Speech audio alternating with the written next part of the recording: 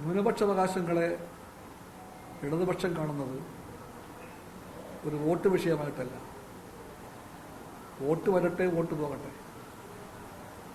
പക്ഷെ കമ്മ്യൂണിസ്റ്റുകാർക്ക് ന്യൂനപക്ഷാവകാശങ്ങൾ ജനാധിപത്യ അവകാശങ്ങളുടെ അലംഘനീയമായ ഭാഗമാണ്. അല്ലാതെ അതൊരു മതപ്രശ്നമല്ല, ഒരു വോട്ട് പ്രശ്നവുമല്ല. ജനാധിപത്യ ആശയങ്ങളുടെയും അടിത്തറയുടെയും ഭാഗമായിട്ട് എല്ലാ പരിഷ്കൃത സമൂഹങ്ങളിലും ന്യൂനപക്ഷാവകാശങ്ങൾ മാനിക്കപ്പെടുന്നു. ഇന്ത്യയിൽ BJP വാഴ്ചയ്ക്ക് കീഴിൽ ന്യൂനപക്ഷാവകാശങ്ങൾ നിരന്തരമായി വേട്ടയാടപ്പെടുന്നു.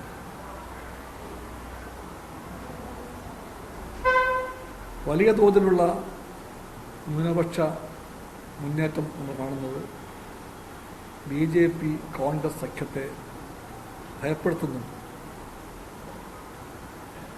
ആ മുന്നേറ്റത്തിന്റെ സ്വാഭാവിക ബന്ധുക്കളായി ന്യൂനപക്ഷ വോട്ടർമാർ ഇന്ന് കൂടിയ അളവിൽ ഇടതുപക്ഷത്തെ കാണുന്നു. BJP അവിടെ ഒരു നെറികെട്ട തന്ത്രം കളിച്ചു, ന്യൂനപക്ഷങ്ങളെ തമ്മിൽ ഭിന്നിപ്പിച്ച് അതിൽ നിന്ന് രാഷ്ട്രീയ നേട്ടമുണ്ടാക്കാൻ ശ്രമിക്കുന്ന BJPയുടെ രാഷ്ട്രീയം എല്ലാവർക്കും മനസ്സിലാക്കും. ന്യൂനപക്ഷ വിഷയങ്ങളിലെ BJPയുടെ തന്ത്രം എന്താണെന്നറിയാൻ നിങ്ങളാരും വേറെ എങ്ങോട്ടും പോകണ്ട.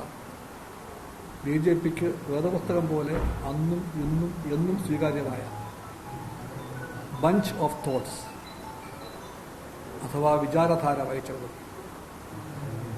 അതിനകത്ത് ആഭ്യന്തര ശത്രുക്കളെന്നും ചില പതിപ്പുകളിൽ ആഭ്യന്തര വെല്ലുവിളികളെന്നും എല്ലാമുള്ള ഹെഡിങ്ങിന് താഴെ എണ്ണമിട്ട് പറയുന്നുണ്ട്.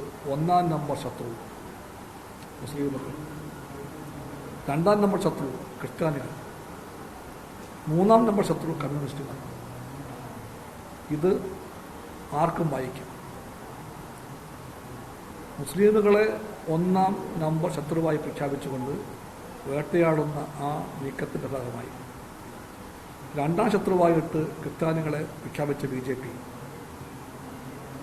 കൗശലക്കാരനായ കുറുക്കനെ പോലെ ശികാലബുദ്ധി കാണിച്ചുകൊണ്ട് പല സ്ഥലങ്ങളിലും കാപട്യം നിറഞ്ഞ മനസ്സുമായി ക്രിസ്ത്യൻ സഭാ മേലധികാരികളെ കണ്ട് ഉണ്ണാൻ വിളിച്ച് ചങ്ങാത്തം കൂടി ഫോട്ടോ എടുത്ത് എല്ലാം നടത്തിയ നാടകത്തിന്റെ യഥാർത്ഥമായ പൊരുൾ അതൊക്കെ പൂർണ്ണമായിട്ടും ബോധ്യമായിരിക്കും. കഴിഞ്ഞ പെസഹാ ദിനത്തിൽ പല ക്രിസ്തീയ സഭകളുടെയും ഉന്നതരായ നേതാക്കന്മാർ, ആത്മീയ ആചാര്യന്മാർ, അഭിവന്ദ്യ പിതാക്കന്മാർ നടത്തിയ ആ പ്രസ്താവന ന്യൂനപക്ഷ വിശ്വാസികൾക്ക് പ്രധാനപ്പെട്ട ഒന്നാണ്. ഞാൻ ആ പ്രസ്താവന ആവർത്തിക്കുന്നില്ല, നിങ്ങളെല്ലാം അത് കേട്ടതാണ്, കണ്ടതാണ്. എന്താണ് അതിൻ്റെ അർത്ഥം? സംശയലേശമെന്നേ അവർ പറഞ്ഞു. ന്യൂനപക്ഷ മനസ്സുകളിലെ ആ ഭയപ്പാടെന്താണെന്ന്. അത് മുസ്ലിം ന്യൂനപക്ഷത്തിന് മാത്രം ബാധകമല്ല, അതേ അളവിൽ അത് ക്രിസ്ത്യൻ ന്യൂനപക്ഷങ്ങൾക്ക് ബാധകമാണെന്നും അവർക്ക് ഖണ്ഡിതമായി പ്രഖ്യാപിക്കുകയുണ്ടായി. അത് കേട്ടപ്പോഴേ ഞാനൊരു ട്വീറ്റ് ചെയ്തു. നിങ്ങളത് കണ്ടു കാണില്ല എന്ന് ഞാൻ പറയുകയാണ്. ആ ട്വീറ്റിൽ അവസാനത്തെ വാചകം ഇതാണ്: സത്യം വിളിച്ചു പറഞ്ഞ ഈ ക്രിസ്ത്യൻ പുരോഹിതന്മാരെ തേടി IT എപ്പോൾ വരും, അല്ലെങ്കിൽ ED എപ്പോൾ വരും? ആ ചോദ്യം സാങ്കല്പികമല്ല. തങ്ങൾക്ക് അപ്രിയമായ സത്യങ്ങൾ ആര് പറഞ്ഞാലും അവരെ എല്ലാവരെയും വേട്ടയാടാൻ വേണ്ടിയുള്ള ഒരു വേട്ടപ്പട്ടികളായി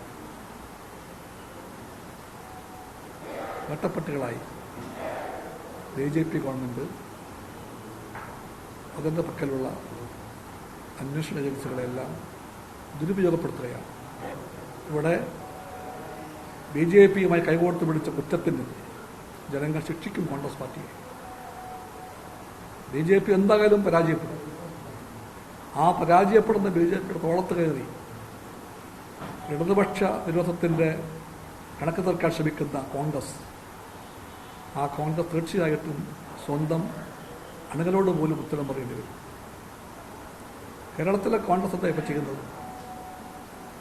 ഏറ്റവും പ്രമാണപ്പെട്ട കുടുംബങ്ങളിലെ 2 പിന്മുറക്കാരെ ആദ്യം തന്നെ കോൺഗ്രസ് കൊടുത്തു BJPക്ക്. ആദ്യം AK ആന്റണിയുടെ മകനെ കൊടുത്തു BJPക്ക്.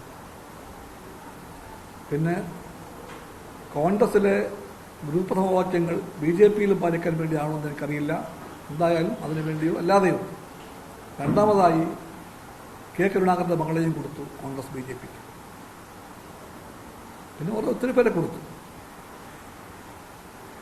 ഇതുപോലെ നേതാക്കന്മാരുടെ കുടുംബങ്ങളിലെ പിന്മുറക്കാരെ തന്നെ BJPക്ക് ദാനം ചെയ്യുന്ന ഈ കോൺഗ്രസിനെ പറ്റി അമർഷം കൊള്ളുന്ന ഒരുപാട് കോൺഗ്രസ്സുകാരുണ്ട്. ആ കോൺഗ്രസ്സുകാരിലെ ഒരു ഗണ്യമായ ഭാഗം ഇത്തവണ LDF ഭാഗത്തേക്ക് വോട്ട് ചെയ്യും. ചിലർ അക്കാര്യം പരസ്യമായി പറയുന്നുണ്ട്. പറയാത്ത ഒരുപാട് പേർ അവരെല്ലാം നാളെ CPIയിലോ CPMലോ ചേരും എന്നില്ല. മഹാത്മാഗാന്ധിയെ മറക്കാൻ കഴിയാത്ത കോൺഗ്രസ്സുകാരുണ്ട്. നെഹ്റുവിനെ ചേർത്ത് പിടിക്കുന്ന കോൺഗ്രസ്സുകാരുണ്ട്.